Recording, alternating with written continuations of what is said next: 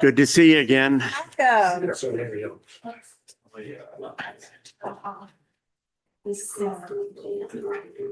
Man, I have to get your cell phone to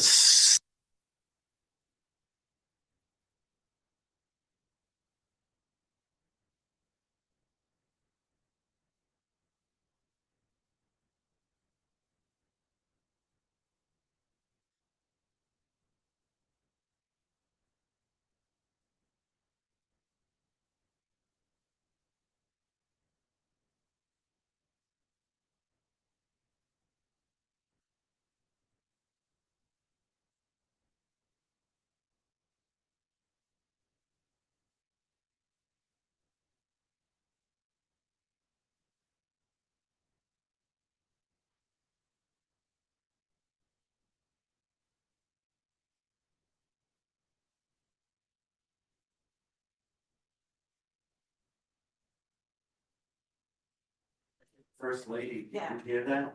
I did. And I agree. Okay, I'll call this meeting of the Energy Utilities and Technology Committee to order. So for the last time, I'll ask members to introduce themselves, starting with the representative to my right. Thank you and good afternoon. My name is Kilton Webb, representing House District 98, which is all of Durham, all of Pownell, and parts of Bowden, Lisbon, and Topsom. Good afternoon, Nicole Grahowski. I represent Senate District 7, which is 22 communities in Hancock and Knox counties. Good afternoon, everybody. My name is Melanie Sachs, proud to be House Chair of EUT and represent the wonderful community of Freeport in the main house. And for the last time, I'm Chris Kessler, representing District 121, which is part of South Portland and a smidgen of Cape Elizabeth. Good afternoon, and for my last time, for the folks out there in District 32, I represent the towns of Dexter, Garland, Charleston, Stetson, Exeter, and a part of Bradford. I'm Steve Foster, and thank you for your time. Good afternoon, Representative Valley Geiger, District 42, the city of Rockland, most of the town of Owl's Head, and the islands of North Haven, Cree Haven, Matinicus, and the Muscle Ridge.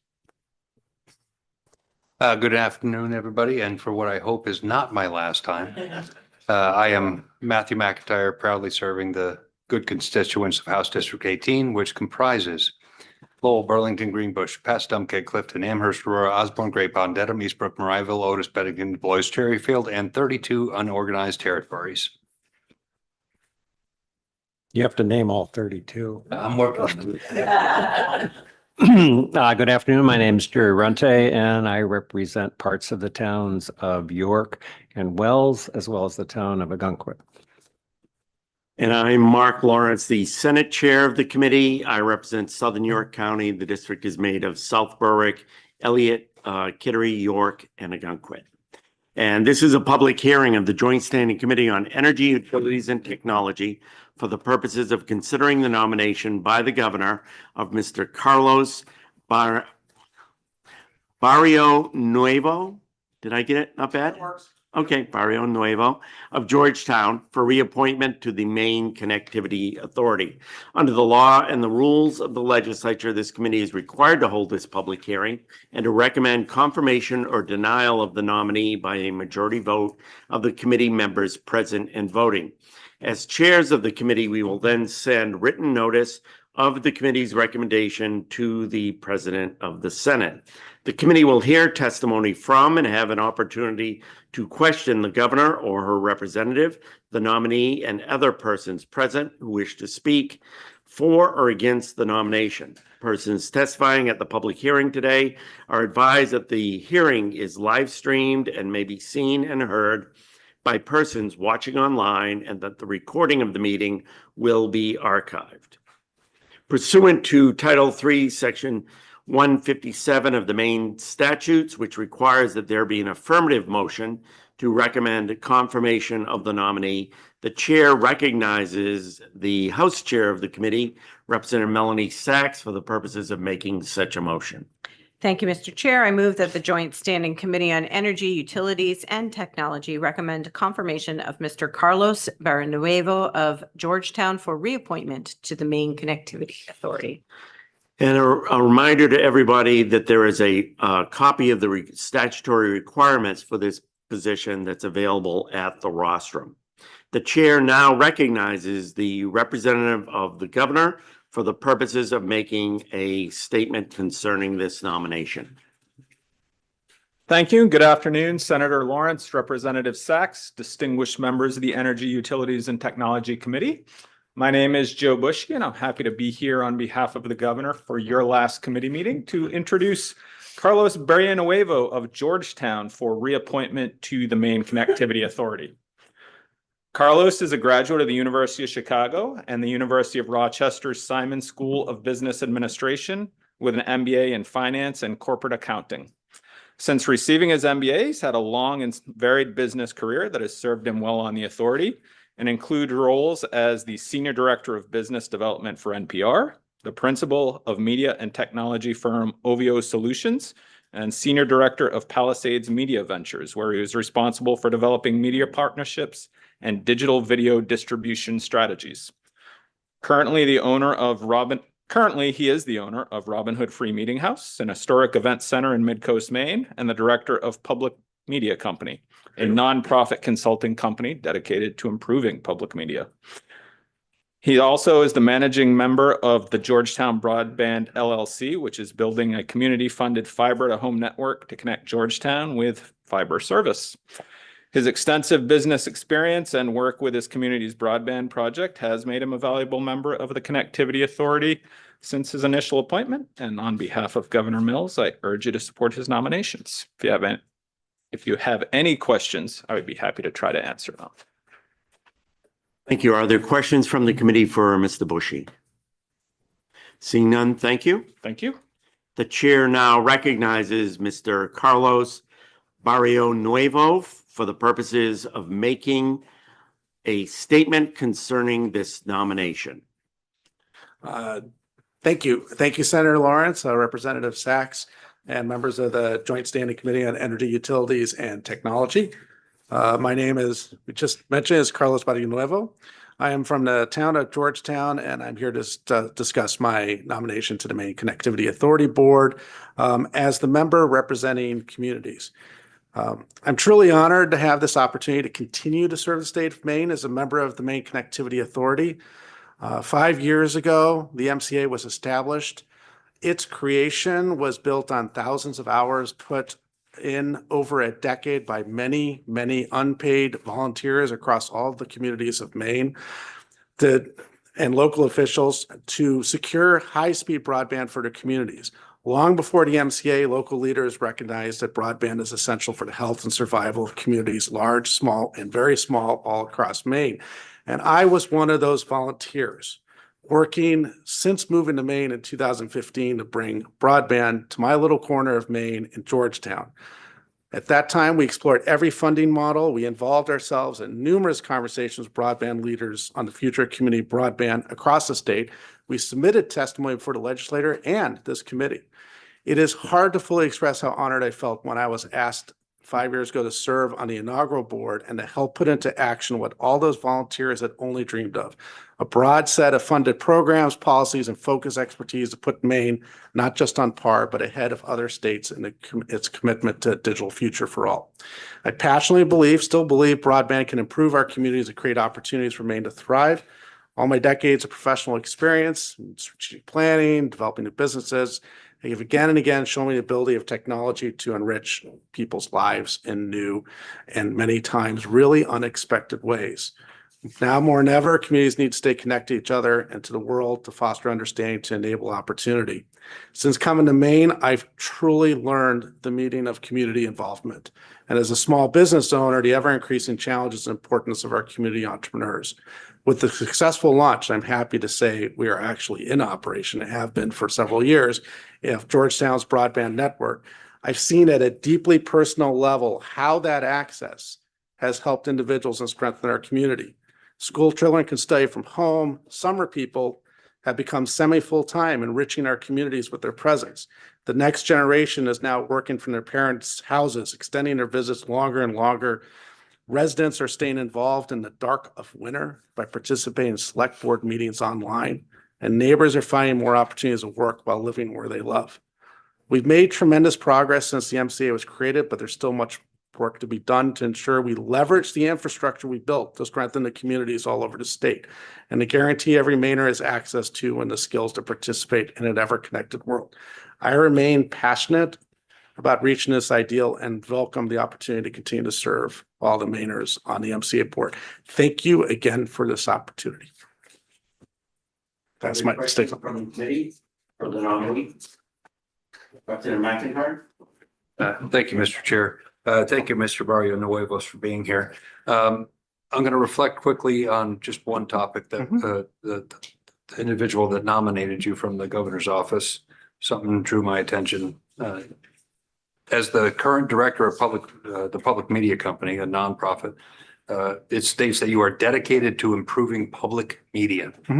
I have been challenged lately in what I see as a less than forthcoming measure of truthfulness in the media.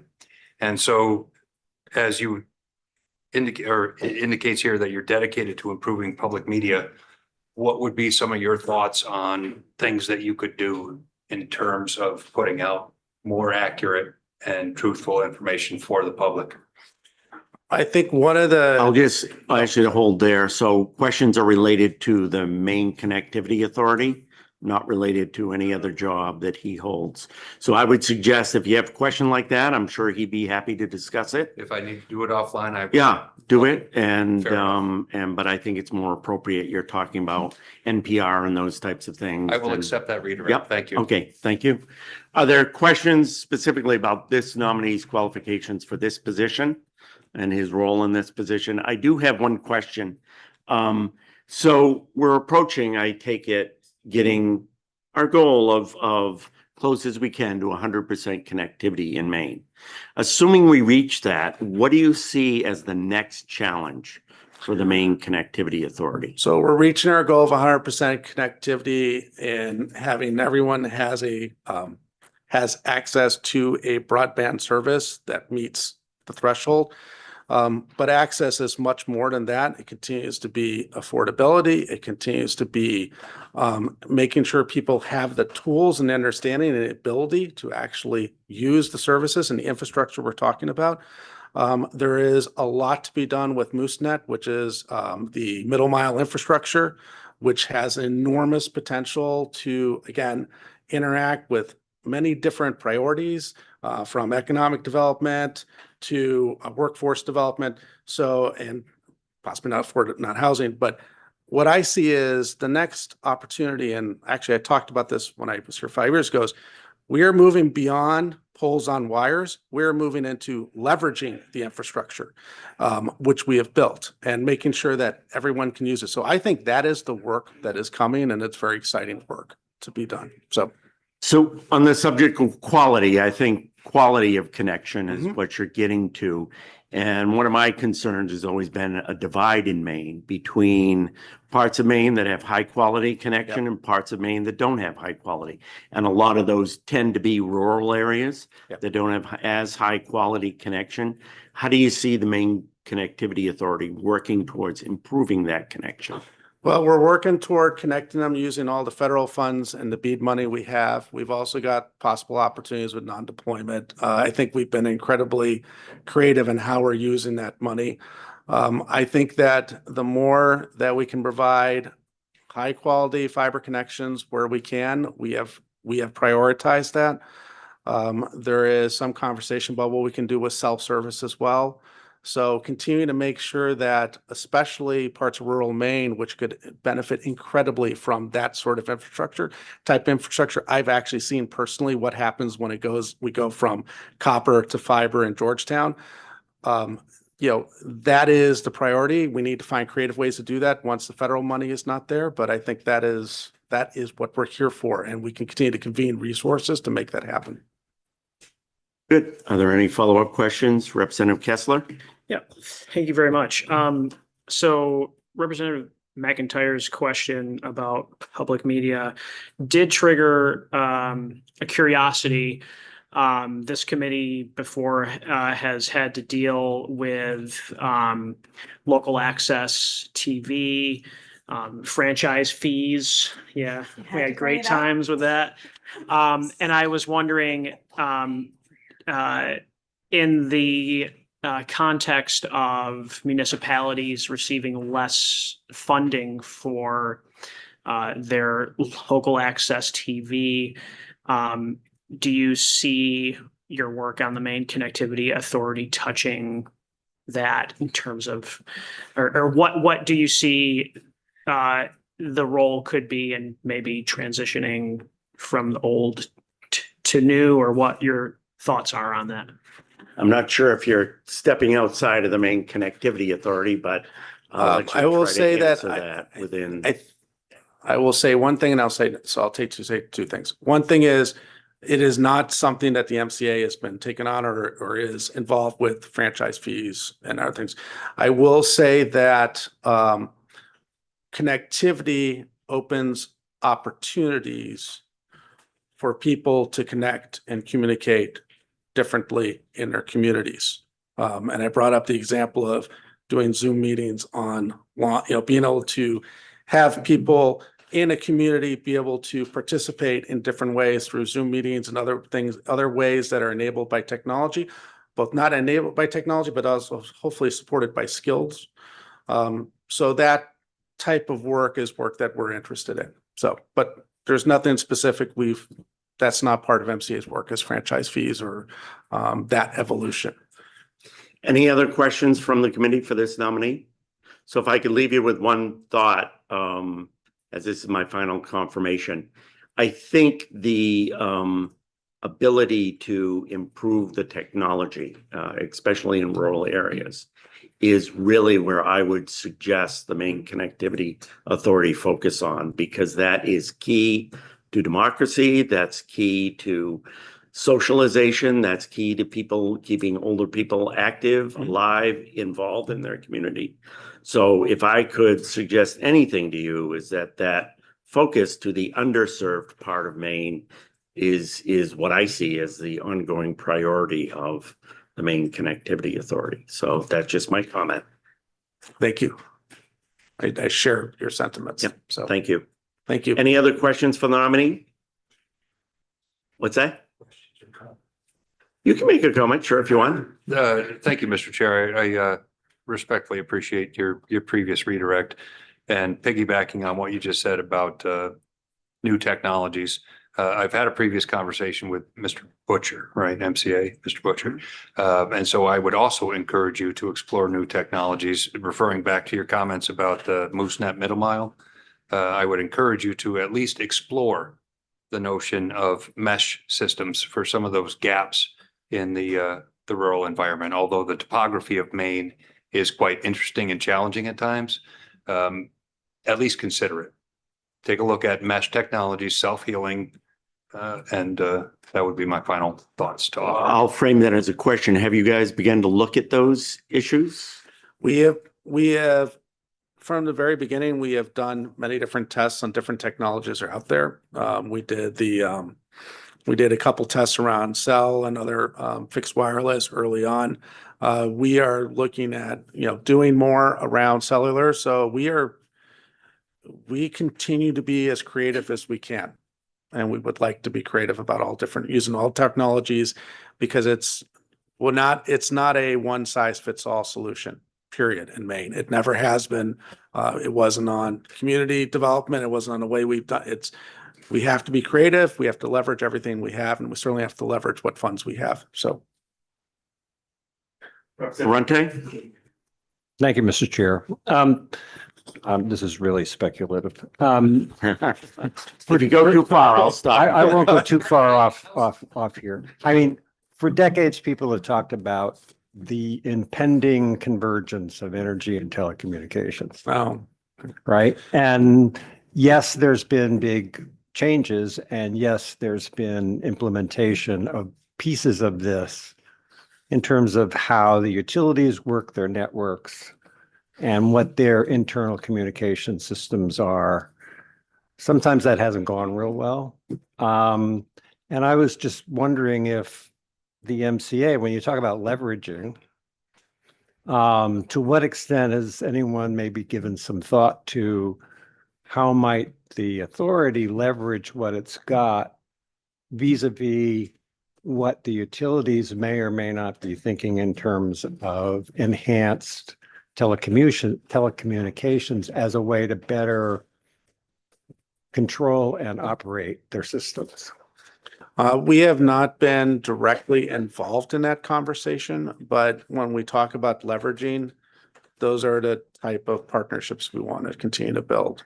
I mean, and, we've got partnerships going on with MDOT now. We have, we're thinking about the middle mile, who are going to be the consumers of that, and what are going to be the other uses, and positioning ourselves to be able to take advantage of things that actually start to occur. And like you said, there's been a lot of talk over time. There's a lot of talk about a lot of different types of sort of advanced services that sort of really depend on having connectivity available. And so we've been trying to make sure the connectivity is available, and to Senator Lawrence's kind of emphasis on rural, that is the type of things we want to make sure is connectivity is there and it's affordable so that we can enable all kinds of interesting projects and our activities. So I don't know if that answered the question, sir, but Yeah, it does. Thank you. Representative Geiger. Thank you, Mr. Chair. I just want to take a minute and thank you for your service on MCA and the difference that's being made around Maine. I live in Rockland, and we had a 3M underground fiber optic going down Main Street, which did remarkably little for most of us who didn't live on Main Street. And so our family went on an adventure of, I think, trying 4 different internet companies. I never got more than, say, 20 down, 2 up, until we discovered a telephone company out in Lincolnville that has fiber optic wires, and now can get as much up and down as we choose by price.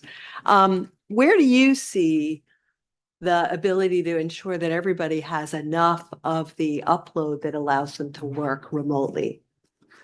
Well, there are standards that we're building toward right now that were established, and that's, certainly where we were 5 or more years ago was, we had many people with copper wires that had basically like 1 up or 2 up, something like that. So to the point that we've established the ability for everyone to have a connection, which at this point has, according to the standards, sufficient upload speeds. We are making progress toward our goals. I think that will always be this question, continue to upgrade and continue to put in different solutions to make sure that we're not leaving anybody behind. So we are focused on making sure everybody's connected, and then there'll be continuing to see how we can improve service over time as well. Thank you. Any other questions? Well, you caught us after a nice committee lunch, so we're all energized and have many questions. But thank you for sharing your thoughts. They're certainly very interesting. Thank you.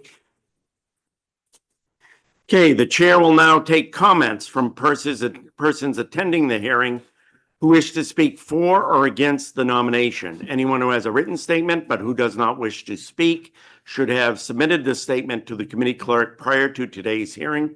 All such statements shall contain the name and residence of the person who prepared the statement.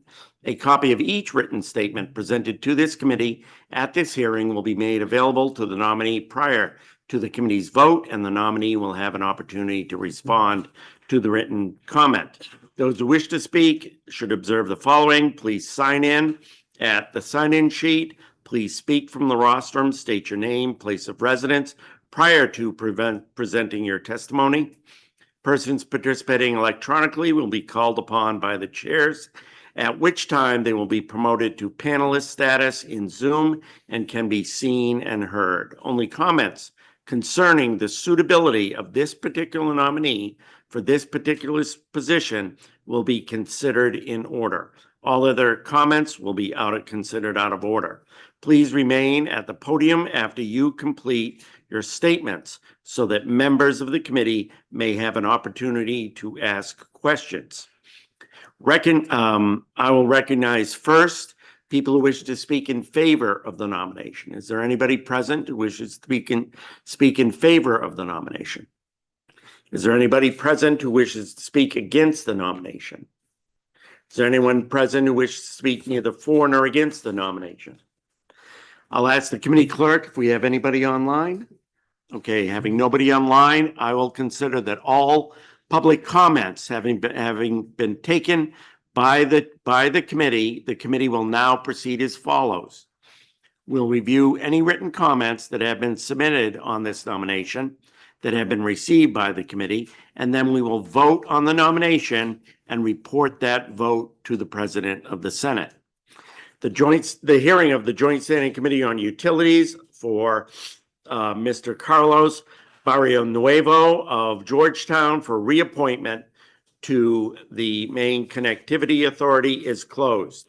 In accordance with the law, the committee may not take a vote on this nomination sooner than 15 minutes after I close the public hearing, unless all committee members who are present are in agreement.